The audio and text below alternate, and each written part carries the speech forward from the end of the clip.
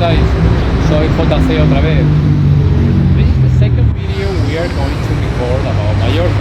Este es el segundo vídeo que vamos a grabar sobre la isla de Mallorca. Alright? If you haven't watched the first one, si no habéis visto el primero, I suggest you do so ASAP. Sugiero que lo veáis lo antes posible, ¿ok? But anyway, if you haven't seen the first one, it's okay, you can watch it.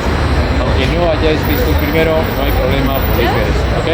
Now, in this video, our first stop for today is the railway station to Sóller, destination Sóller, ¿ok? En este vídeo, nuestra primera parada es la estación de tren al pueblecito de Sóller, destino Sóller. Now, Sóller is a small village approximately at a distance of 27.3 kilometers from here, from where we are, okay? El pueblecito de Sóller está a una distancia aproximada de 27,3 kilómetros de donde estamos ahora mismo, okay? And you do it in this train. Y lo haces en este tren que está en mis espaldas, which is right behind me, alright?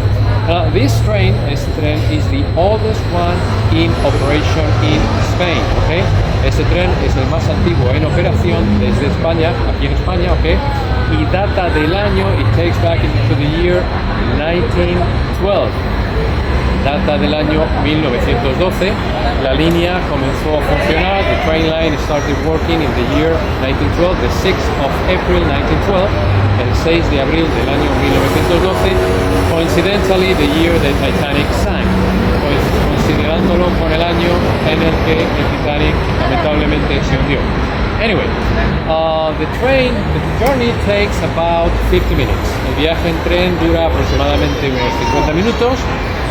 The speed of the train is approximately 40 kilometers per hour. I just asked. La velocidad del tren son aproximadamente 40 kilómetros por hora. Lo acabo de preguntar. About 50 minutes, unos 50 minutos, and it takes you through aqueducts, bridges, and 13 tunnels.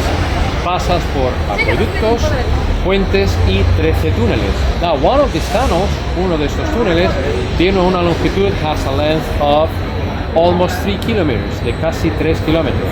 And at the speed of the train, y a la velocidad del tren, it seems endless. Parece interminable, ¿ok? Now, once you get to Sóller, una vez que llegas a Sóller, you can take a tram to the port. Puedes coger un tranvía al puerto de Sóller, and it takes about 50 minutes. Y eso dura unos 15 minutos approximately, alright?